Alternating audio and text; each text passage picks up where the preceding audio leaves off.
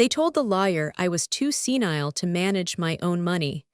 So I rewrote my will right in front of them and left everything to the one soul who actually shows up every day to love me, the neighbor's golden retriever. And guess what? The law backed me up.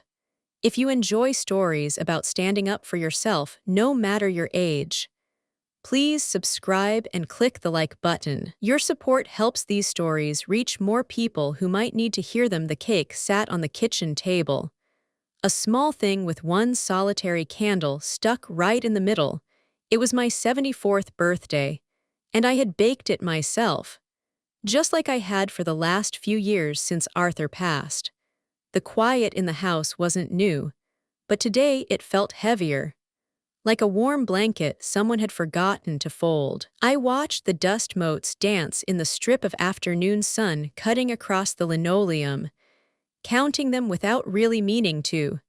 The phone, an old rotary model still plugged into the wall, stayed stubbornly silent. It always did these days. I had tried to feel hopeful earlier, setting out a second teacup, just in case, but the afternoon stretched on, shadows growing longer. Brian usually sent a text, at least. Laura, she was always busy with her own life, her own kids, but sometimes a quick call. Not today, today. The only sound was the gentle whir of the old refrigerator and the soft scratch of Milo's claws on the back door. He sat there, the neighbor's golden retriever, tail giving a hopeful little thump against the wood. I opened it, and he padded in. Going straight to his usual spot by my chair, he lay down, his big head resting on my foot, letting out a soft sigh. Milo was a creature of habit, a daily visitor, rain or shine. He didn't ask for much. Just a scratch behind the ears and maybe a shared biscuit. Today, he just sat there, a warm weight against my ankle, like he understood. Arthur had left me with a comfortable life. The house, a sturdy brick bungalow with a good garden, was paid off. There were savings, not a fortune, but enough to live on without worry. He'd even had the good sense to hold onto his mother's jewelry and that old Mustang from his youth. It all sat waiting, a quiet promise of a future I hadn't quite planned out. I looked at the cake again, the candle still unlit. Milo gave my foot a gentle nudge with his nose. He was the only one who showed up, and that said something. I figured. A few weeks after my birthday, I decided it was time to address the will. It had been sitting in Mr. Halpern's office, untouched, since Arthur died. I wanted to make sure everything was fair, that my children would be looked after, and that whatever little legacy I had would be clear. So, I called Brian and Laura, invited them over for tea. I made sure to use my best teacups, the ones with the tiny rosebuds. They arrived together, pulling up in Brian's new SUV. Laura's smile seemed a little too wide, like she was wearing it for a photograph. Brian, always the more reserved one, just nodded curtly. We sat in the living room, the afternoon sun warming the old rug. I explained my intention, how I wanted to update my wishes, make sure things were in order. Brian leaned forward, a glint in his eye I didn't quite like. "Mother, that's so thoughtful," he said too quickly. "Are you sure you're up for all that paperwork? It can be quite a lot." Laura chimed in. "Yes, maybe we should just go over everything, just so we know what's what." She picked at a loose thread on the armchair. "How much exactly did Dad leave you in savings? And the house, it's quite a large property, isn't it?" I explained the basics: the house, the savings, a few pieces of jewelry, Arthur's old car. Their questions felt sharper than I expected. They asked about specific accounts, about the value of the Mustang, if I had sold any of the jewelry. I felt a prickle of unease, a cold sensation crawling up my back, but I pushed it down. They were my children, after all. They were just trying to be helpful. That's what family did, I told myself. Didn't they? I poured more tea, the clinking of the cups a little louder than it needed to be. I set up the appointment with Mr. Halpern, my lawyer for decades. He'd handled Arthur's will, and before that, he'd helped us with buying this house. A good man, quiet and steady. When I mentioned my children would be joining, he raised an eyebrow, just slightly, but didn't say anything. The day came, and Brian and Laura were already waiting in the lobby when I arrived. "Just wanted to make sure you got here okay, Mother," Laura said, her voice dripping with an artificial sweetness. Brian just nodded. The moment we stepped into Mr. Halpern's office, the air shifted. I barely had a chance to sit before they started. "She's been a little forgetful lately, Mr. Halpern," Brian began, leaning forward as if speaking a secret. "Nothing major, you understand, but sometimes she misplaces things." Laura chimed in, "And her memory for dates, it's not what it used to be. She nearly missed a doctor's appointment last month. We just worry she's not quite herself." They kept interrupting me every time I tried to speak, finishing my sentences or explaining what I really meant. My cheeks burned. I tried to interject, to explain that I was perfectly lucid, but their voices just talked over mine, a wall of concern that felt more like accusation. It was humiliating, sitting there as if I were a child. Then Laura delivered the final blow. We were discussing beneficiaries, and I was explaining my wishes. She laughed, a short, sharp sound. "I mean, what if she leaves it all to the neighbor's dog or something?" she said, looking pointedly at Mr. Halpern, as if it were a perfectly reasonable thing to say about my mental state. The lawyer just watched us, his face unreadable. I sat there, my hands clasped in my lap, trying to keep my breathing even. The drive home was quiet, too quiet. The humiliation from the lawyer's office still clung to me, a sour taste in my mouth. Milo met me at the gate, as always, his tail thumping a welcome rhythm against the picket fence. I knelt down, buried my face in his soft fur for a moment, letting his uncomplicated warmth seep into me. He didn't care if I was forgetful, he just cared if I was there. Inside, the house felt vast and empty. I walked straight to the old bureau in the living room and pulled out the photo albums, thick, cloth-bound books filled with faded snapshots. I flipped through the pages, pictures of Brian and Laura as children, tiny, grubby hands holding mine, Laura with her missing front tooth, laughing at a birthday party. Brian, all serious and intense, building a tower of blocks. They were so sweet back then, so kind, so full of uncomplicated love. I traced a finger over a picture of Arthur holding a giggling Laura on his shoulders. He always said they were good kids, that we had done right by them. Where had the shift happened? When did money, or the idea of it, become this shadow between us? It felt like a slow erosion, a subtle change I hadn't noticed, until it was too late. I remembered Laura asking for money for a new car, Brian needing help with a business venture that never quite got off the ground. Always asking, rarely giving. A profound loneliness settled over me, heavier than the humiliation. It wasn't just about the will anymore. It was about how easily they had dismissed me, how quickly they'd cast doubts on my mind. It was about a future I thought I understood, now shimmering with uncertainty. Milo nudged my hand with his nose, and I looked down at him. He didn't have any expectations. He just wanted a little bit of affection. That was something, at least. A few days later, the unease from the lawyer's office still picked at me. I decided to do a deep clean of the kitchen cupboards, the kind of cleaning where you pull everything out and put it back in order. It was a chore, but it helped me think. Tucked behind a stack of old baking dishes, in a box I hadn't opened in years, I found it. A manila envelope, unsealed. Inside were copies of my tax returns from the last 3 years, and bank account statements. Not all of them, but enough to make my stomach clench. I remembered Brian asking to borrow some documents a few months back, saying he needed them for something to do with my property taxes. I'd given them to him without a second thought, trusting him. He'd promised to return them, he never had. A cold certainty settled over me. This wasn't just about updating a will.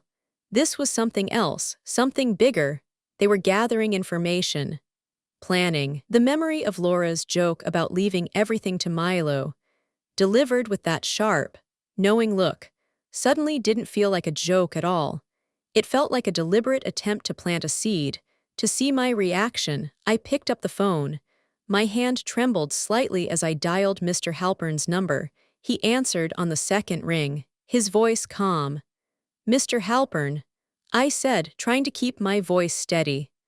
"I need to ask you for something. Could you please send me copies of every single document you have on file for me? Every single one. And I'd like them sent only to my address." He paused for a moment, then simply said, "Of course, Ruth, I'll have them couriered this afternoon." I hung up, a new kind of resolve hardening in my chest. The quiet sadness was gone, replaced by something sharper. The next few days, I started noticing things. Mrs. Gable from 2 doors down, usually so chatty, hurried past my garden without a glance. Mr. Henderson, who always stopped to discuss his prize-winning roses, just gave me a quick, almost pitying nod, and asked if I needed help with my meds. My meds? I hadn't taken anything stronger than a multivitamin in years. It didn't take long to put the pieces together. I knew who was behind it. I marched myself over to Laura's house, feeling the heat rise in my face with every step. Her porch swing was broken, leaning precariously. I knocked hard on the door. She answered, looking surprised to see me. "What have you been telling people, Laura?" I asked, my voice tight. She blinked, innocent as a lamb. "Mother, what on earth are you talking about?" "Mrs. Gable, Mr. Henderson, they're all asking if I'm confused, if I need help with my medication." I watched her face, looking for any flicker. She sighed, a dramatic, weary sound. "Oh, Mother, you're just tired, you're imagining things. People worry about you, that's all. Especially after our talk with Mr. Halpern, we just want what's best for you. It's a lot to handle, your affairs." She even reached out a hand, as if to pat my arm. I pulled back. She was gaslighting me, I realized, making me doubt my own sanity, making me think I was the one imagining things. The whisper campaign, it was a deliberate strategy. My stomach twisted, but something else, a cold anger, started to simmer underneath. I turned and walked away without another word. I was out in the garden, trying to distract myself by pulling weeds that had sprung up overnight when I heard a friendly voice.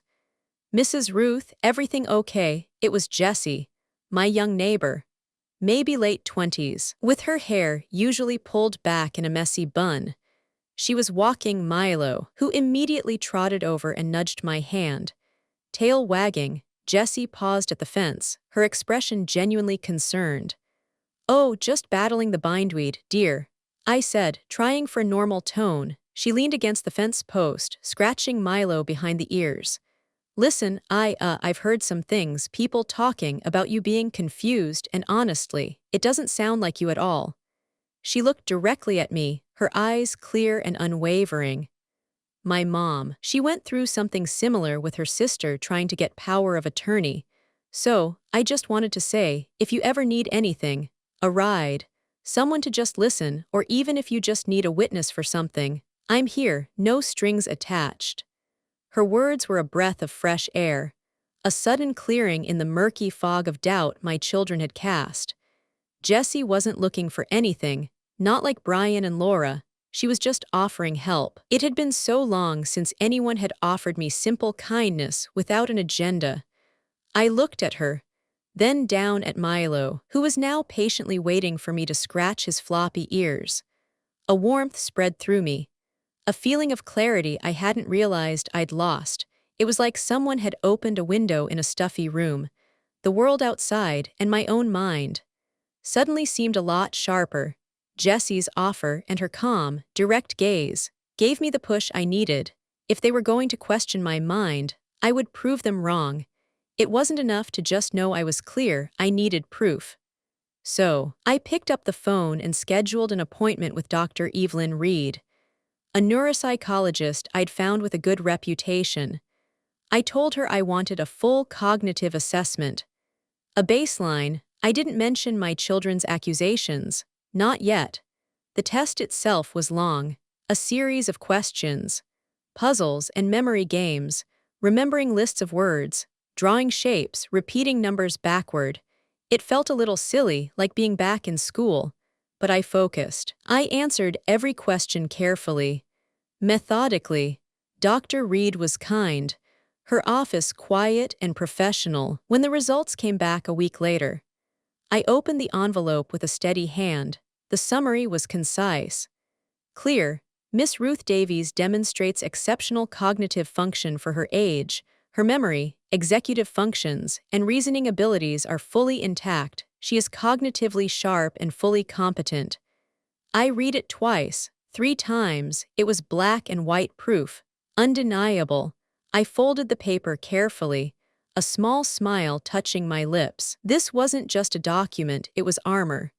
They thought I was losing my mind, trying to prove I was senile. They wanted to take control, but now, I had concrete evidence to the contrary, and I had a plan. I wouldn't confront them with it, not yet. Instead, I decided to play along, to let them continue to believe their narrative. The game had just changed. With the neuropsychologist's report tucked safely away, I called Mr. Halpern again. This time, I insisted on a private meeting. No children, he agreed without question.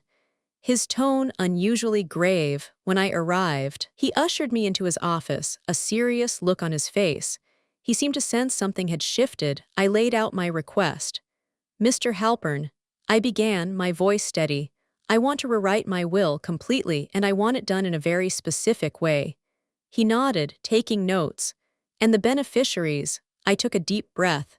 Everything, the house, the savings, the jewelry, the car, everything goes to Milo. He paused, his pen hovering over the paper. The neighbor's dog. Milo, he clarified, his brow furrowing slightly. Yes, I confirmed. With Jessie, my young neighbor, appointed as trustee, she will be responsible for his care and for managing the estate for his benefit. She's a good girl, very trustworthy. I explained Jessie's kind offer, how she had stood by me. Then came the clincher. And I want a clause. I said, looking him directly in the eye. Any challenge to this will buy my children, Brian or Laura, or any of their descendants, results in their complete disinheritance. They get nothing, not a penny, not a trinket. Mr. Halpern looked at me, a flicker of something that might have been admiration in his eyes. He slowly nodded. Ruth, that's quite definitive, but it's perfectly legal, of course, assuming you are of sound mind. I gave him a small, knowing smile. I assure you, Mr. Halpern, I have never been more sound. He started typing, the soft click of his keyboard filling the quiet office. A profound sense of empowerment settled over me. This wasn't just a will, it was a declaration. My declaration. After my meeting with Mr. Halpern, I decided it was time to put my plan into action. I had to lull them into a false sense of security. Let them dig their own graves, so to speak. So, when Brian and Laura called, asking to come over for a visit, I welcomed them with an almost exaggerated sweetness. Oh, darlings, how wonderful, I chirped, making sure my voice had a slight tremor, a touch of the wavering quality they seemed to expect. I even misplaced my glasses right in front of them, feigning a moment of confusion as I searched for them, though they were perched on my head the whole time. They fell right into it. Brian kept nodding sagely, exchanging glances with Laura. Laura patted my hand a few times, her smile now a shade too sympathetic. They buttered me up, asking about my day, bringing me flowers they knew I didn't care for. It was all a performance, and I was giving them exactly what they thought they wanted. Then, they started talking.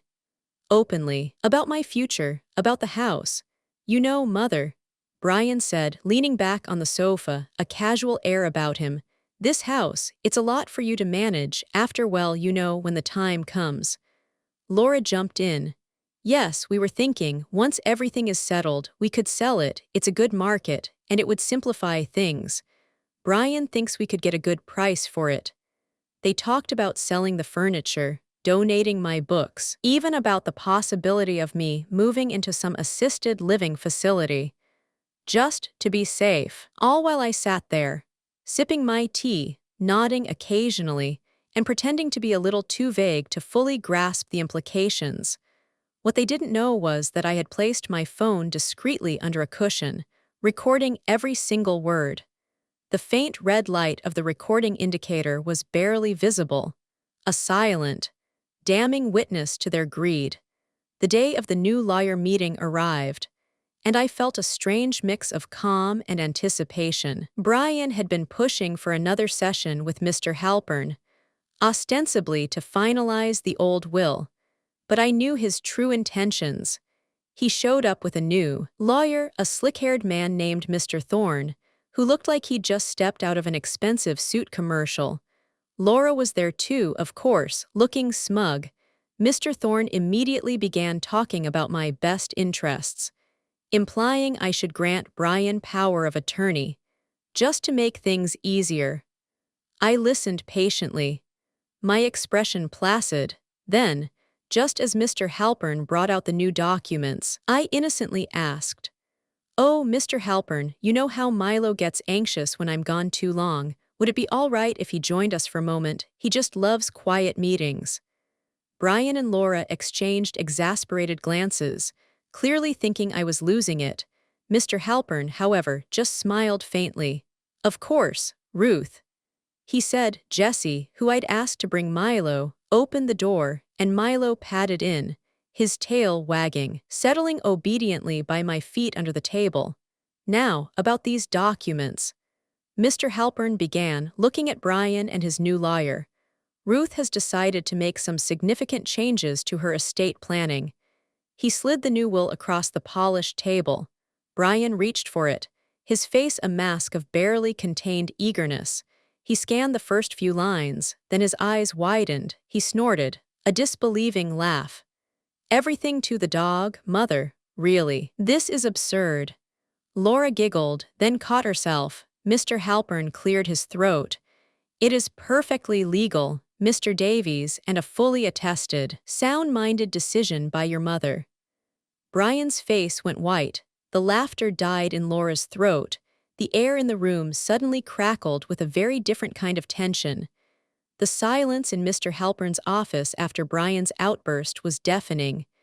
Brian stammered, trying to regain his composure, while Laura just stared, her jaw slack. Mr. Halpern, ever the professional, simply reiterated, "The will is valid. Ruth is of sound mind, and her wishes are clear." He then produced the other documents. "Now, Ruth, if you're ready, we can proceed with the transfer of the house into the trust for Milo's benefit." Brian spluttered.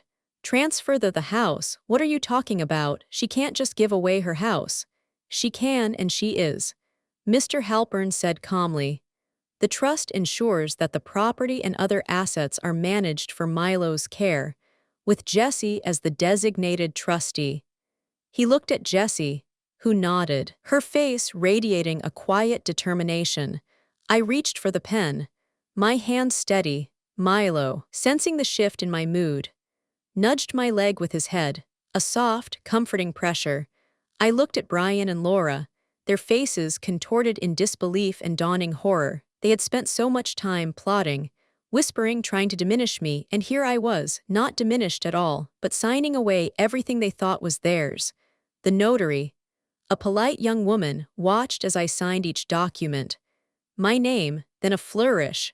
The house, the savings, the jewelry, all of it now legally bound to Milo under Jessie's care. When I finished, I felt a lightness, like a heavy burden had been lifted from my shoulders. It wasn't about revenge, not entirely. It was about reclaiming my power, my dignity. They had called me senile. I had just quietly rewritten my entire future, and theirs, right under their noses. The look on Brian's face, that was just a bonus. The moment we walked out of Mr. Halpern's office, the dam broke, and my phone started vibrating almost immediately. Brian first, then Laura. Voicemails stacked up, each one more frantic than the last. Threats, pleas, accusations. "Mother, this is insane, you can't do this." Brian's voice was hoarse with rage. "You'll be destitute, you'll have nothing." Laura's was more manipulative, a choked sob on the recording. "How could you do this to your own children after everything we've done for you?" I didn't answer a single call. I didn't text back. Instead, I forwarded every single voicemail, every text message, to Mr. Halpern's office. "Records?"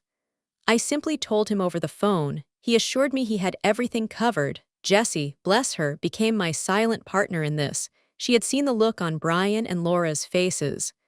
"They're going to get nasty, Mrs. Ruth," she'd warned me. "Let's start documenting everything, just in case." So, whenever a suspicious car lingered on the street, or a new rumor started circulating in the neighborhood, Jessie made a note. Phone calls from unknown numbers. Unexpected visits from distant relatives I hadn't heard from in years. Jessie kept a meticulous log, including dates, times, and any details. She even installed a small camera by my front door, just for peace of mind. It wasn't just about legal protection anymore, it was about peace.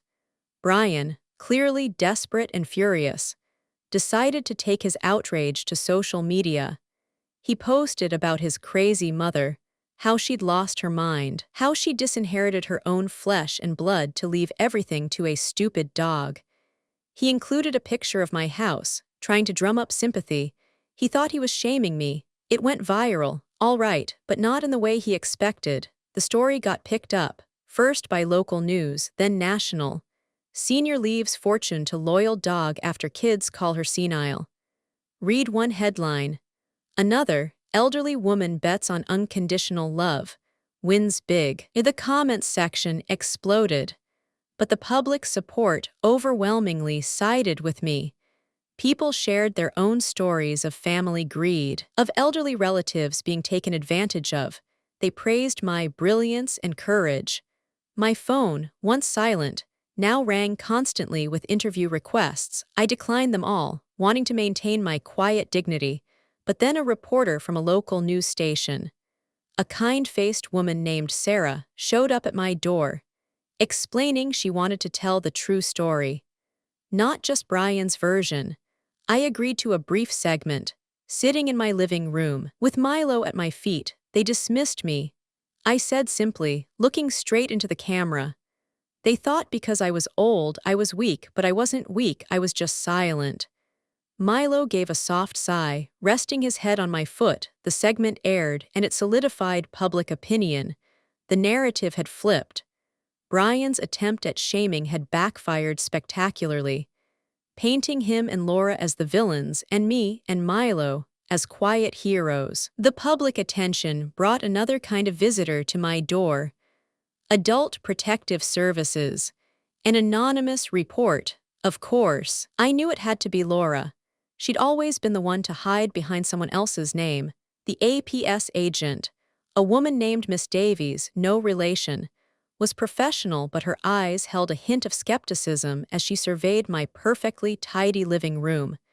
"We received a report of concern regarding your well-being, Miss Davies," she stated, her voice neutral, "specifically regarding your capacity to manage your own affairs." I invited her in, offered her a cup of tea, which she politely declined. Milo, sensing the formal atmosphere, lay quietly by my chair. I calmly explained the situation, from the birthday cake to the lawyer's office, omitting no detail. Then, I handed her the neuropsychologist's report. "As you can see," I said, "I am perfectly competent." Next, I showed her the printouts of Brian's social media posts, followed by the news articles and the overwhelming public support. I even played a snippet of the audio recording from the public charade chapter, where Brian and Laura openly discussed selling my house. Miss Davies's expression slowly shifted from neutral to something like thinly veiled anger. She looked at Milo, then back at me. "Miss Davies," she said, her voice softer now, "it seems you've been thoroughly wronged. We receive so many reports of financial exploitation of the elderly. This is quite the opposite." She gathered her papers, stood up. "Thank you for your time. Rest assured. Your file will reflect that you are fully capable, and I will be filing a report myself, on my end, about what appears to be a clear attempt at undue influence." She left, visibly impressed and, I suspected, thoroughly annoyed on my behalf. As expected, the formal lawsuit arrived. Brian and Laura, through a new, more aggressive lawyer, Mr. Thorne had apparently washed his hands of them, filed a legal challenge claiming mental incompetence. They wanted the will overturned, the trust dissolved, and my assets distributed to them as my rightful heirs. They brought up the neighbor's dog narrative again, trying to make it sound outlandish. But Mr. Halpern was ready. He filed a counterclaim that was a masterpiece of legal strategy. He submitted the neuropsychologist's report as irrefutable proof of my sound mind. He included the full audio recording of Brian and Laura discussing selling my house. Their voices clear as day. Jesse's meticulous logs of their harassment and the strange visitors were submitted as witness testimony. And the news clippings, the public outcry. The APS report, all of it painted a damning picture of malicious intent on their part. The media, still captivated by the story, was there, and Milo, of course. He became a sort of accidental celebrity witness. A local cartoonist even drew a picture of him in a tiny suit, sitting on the witness stand. Paw raised, looking very serious. The sketch went viral. People loved the idea of the dog who got the house, especially when his loyalty stood in such stark contrast to my children's greed. Brian and Laura tried to argue that my relationship with Milo was unnatural. Further proof of my delusions. But the judge just raised an eyebrow. The case, once a private family matter, had become a public spectacle, and the public was firmly on my side. The courtroom was packed, filled with reporters and curious onlookers who'd followed the story. Brian and Laura sat rigid at their table, their faces pale. I sat with Mr. Halpern. Milo nestled quietly by my feet. The judge, a stern but fair woman, listened patiently to all the arguments. She reviewed the piles of evidence Mr. Halpern had meticulously presented. Finally, she delivered her ruling. Her voice was clear, leaving no room for doubt. She cited the overwhelming evidence of my sound mind, the neuropsychologist's report, my own coherent testimony. She highlighted the recorded conversations, the clear malicious intent displayed by Brian and Laura, their attempts to portray me as senile for their own financial gain. She spoke of the public shaming and the subsequent APS findings. This court finds, she declared, her gaze sweeping over Brian and Laura, that Miss Ruth Davies acted with full capacity and intent. Her will stands as written. Mr. Milo, the golden retriever, remains the sole beneficiary of her estate, with Miss Jessie Henderson as the appointed trustee for his care. A ripple went through the courtroom. Brian slammed his hand on the table, but a sharp look from the judge silenced him. Then came the final blow. Furthermore, the judge continued, given the egregious nature of this attempt to invalidate a legally sound will and exploit an elder, this court awards full attorney's fees and court costs to Miss Davies, to be paid by the plaintiffs, Brian Davies and Laura Davies. The silence that followed was thick with their defeat.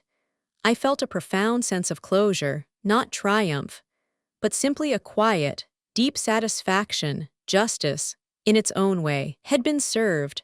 Milo let out a soft sigh, as if in agreement. The lawsuit was over. The house, legally, was Milo's, managed by Jessie. It felt strange at first, living in my own home but knowing it was technically under new management. But the next week, Jessie came over with a proposal. She had been looking for a larger place, and her guest house, a charming little cottage behind her main house, was sitting empty. Mrs. Ruth, she said, her hands in her pockets. The trust for Milo's care includes provisions for housing, and well, it would be much easier for me to care for him. And for you, if you were closer. The cottage is cozy, quiet, you'd have your own space, but we'd be neighbors, still. It made sense. It was a new chapter, a fresh start, so I officially moved into Jessie's guest house. It was smaller, but filled with light, and I could see Milo romping in her yard from my window. Milo, of course, had become a local celebrity. Children pointed him out on walks. Adults stopped Jessie to ask about the dog who owns a house. He took it all in stride, tail wagging, always ready for a pet. As for me, the victory, while quiet, stirred something new. I started volunteering at a local elder abuse awareness group. I found myself speaking, cautiously at first, then with more confidence, about my own experience, not to seek sympathy, but to show others that they weren't alone, that their voices mattered, and that dignity could be reclaimed. Even when others tried to take it away, it felt good to use my story for something more than just personal satisfaction. My 75th birthday arrived, a year after the last one, the one that never truly came.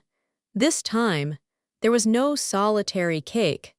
Jessie had baked me a large, lopsided chocolate cake, and the kitchen in her house was filled with the scent of sugar and warmth.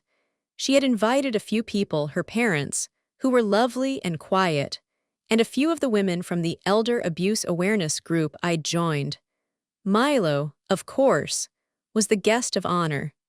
Jessie had even managed to coax him into wearing a ridiculous little birthday hat, which kept slipping over one eye. He sat patiently next to me at the table, his big head resting on my knee, occasionally letting out a happy sigh as I scratched behind his ears. The conversation was easy, punctuated by laughter and shared stories. No one asked about my memory. No one spoke in hushed tones about my finances. They just saw Ruth, a woman, celebrating her birthday. Jessie lit the candles, and everyone sang. I closed my eyes for a moment. The flickering light warm against my eyelids. I hadn't realized how starved I was for this kind of simple, uncomplicated joy.